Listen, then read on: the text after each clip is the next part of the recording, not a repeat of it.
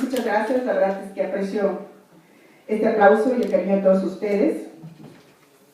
Y bueno, yo les quiero compartir algunos audios de algunas de las entrevistas que hemos realizado. Espero que no tengamos ningún problema técnico, porque a veces a la gente de medios los audios y las imágenes nos juegan malas pasadas. Vamos a escuchar el primer audio, que es con la embajadora de Francia en México, Maryse Bossier.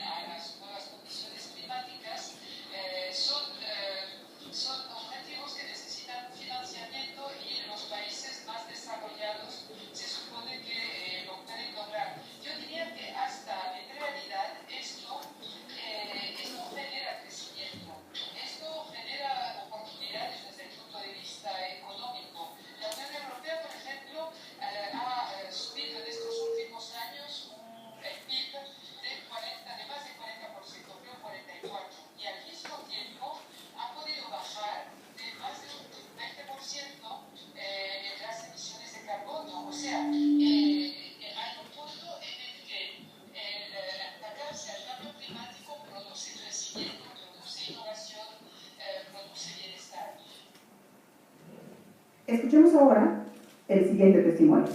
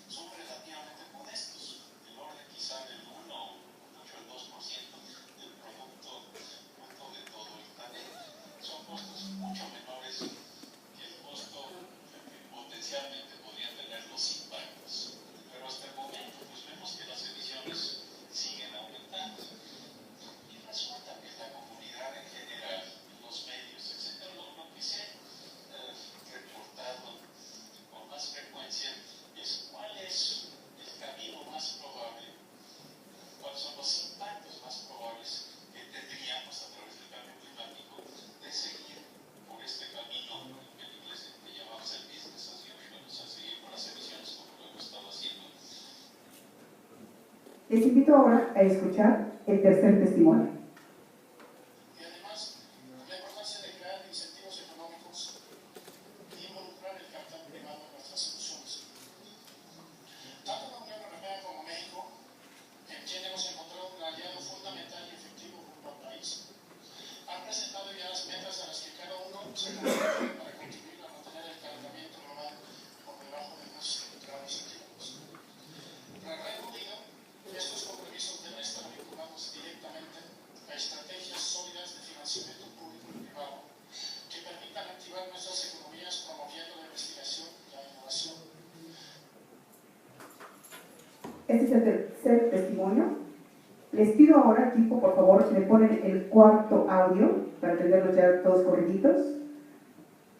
Es el audio de María del Mar Delgado, que ella es responsable del programa Unión Europea a América Latina, que tiene por objetivo cuidar el medio ambiente. Vamos a escucharlo.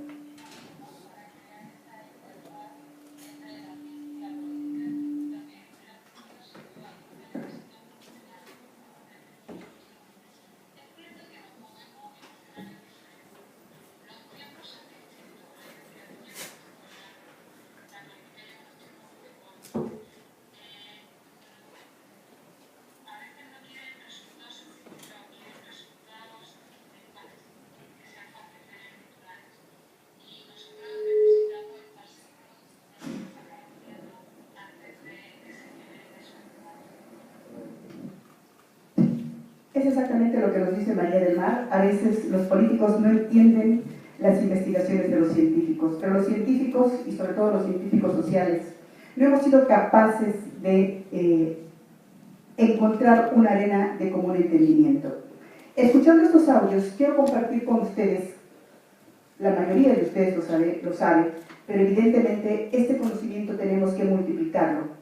Vamos con nuestra imagen de vulnerabilidad, la lámina que se titula Vulnerabilidad, que es después del audio de Duncan Taylor, por favor, equipo técnico de atrás. México es uno de los países con mayor riesgo de vulnerabilidad por los efectos del cambio climático. 68% de la población se encuentra altamente expuesta. Sin embargo, en México no existe presupuesto destinado, específico, etiquetado, como dicen los políticos y los tomadores de decisiones, para difundir las acciones de cambio climático. El paquete económico 2016, como se conoce en la jerga periodística y en el argot político, la iniciativa de ley de ingresos y presupuesto de egresos de la Federación, que este año se estima, o para el 2016 se estima en 4.746.945 millones de pesos. ¿Me pasan la siguiente lámina, por favor? De ese presupuesto, o de esa intención de presupuesto, no existe algo dedicado a cambio climático, a la difusión del cambio climático. Como les decía, este paquete económico es la iniciativa de ley de ingresos y presupuesto de egresos de la Federación. Todos los periodistas y todos los que hacemos comunicación sabemos lo que significa esto, y que no es más que el presupuesto que tiene el gobierno federal para difundir o llevar a cabo sus acciones.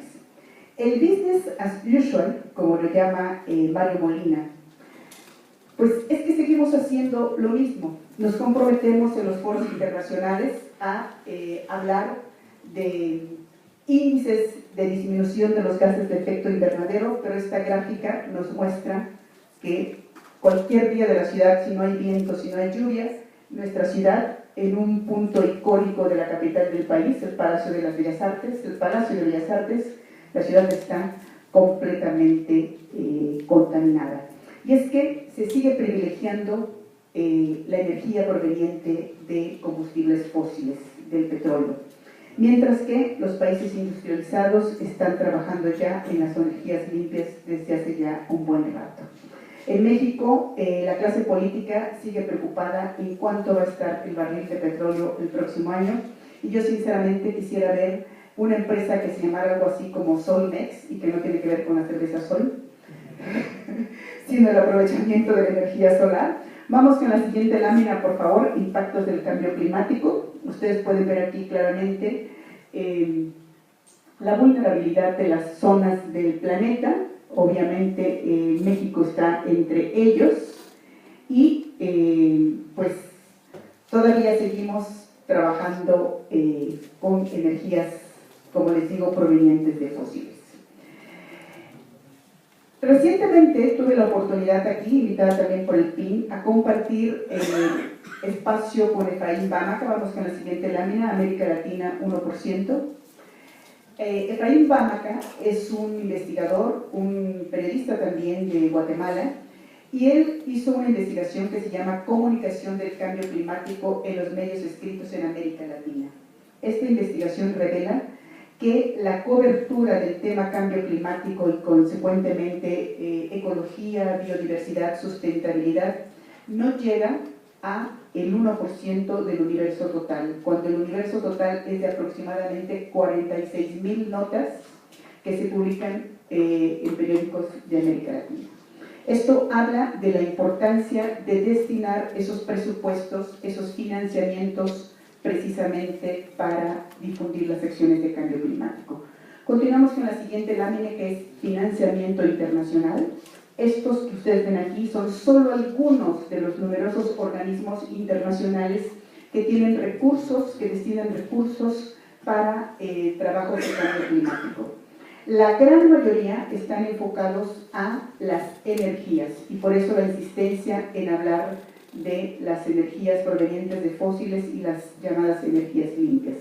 La siguiente lámina, por favor, es 109.311 millones de pesos, de acuerdo a una investigación del Instituto Nacional de Ecología y Cambio Climático, del INEC.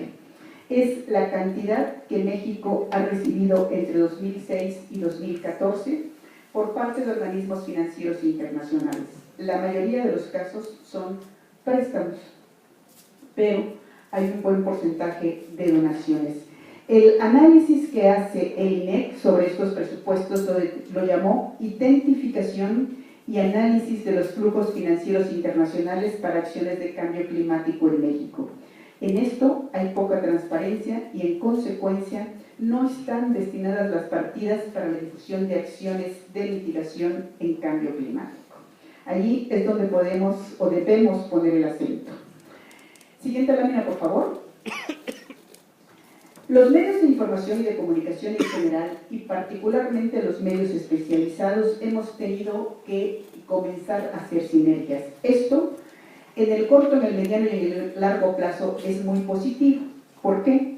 Porque ante la ausencia de publicidad, de partidas presupuestales para difundir las acciones de cambio climático, pues los medios tenemos que volver un poco a la era primitiva y convertirnos en los reyes y las reinas del intercambio.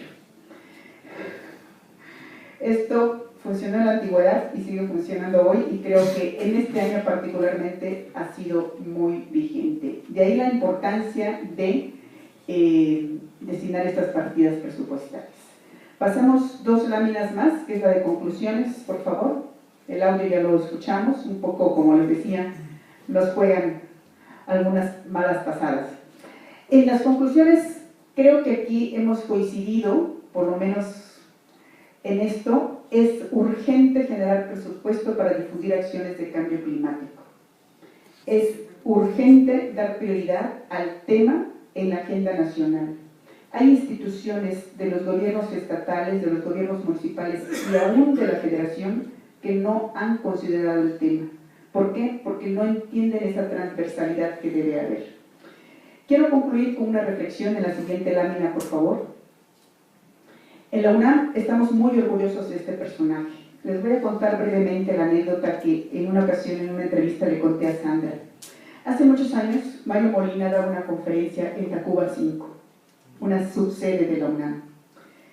Yo trabajaba para el periódico Excelsior y los sábados me tocaba enviar información para el vespertino. Yo recuerdo que le hablé a mi jefe de información y le dije: te tengo un notón para imprensas, como solíamos decir. Mario Molina estaba hablando de la pérdida de capa de ozono, del agujero en la capa de ozono, y mi jefe me dijo: no, Patricia, no hay tiempo, ya cerramos la edición. Un tiempito después, Mario Molina recibió ese premio Nobel por esa investigación.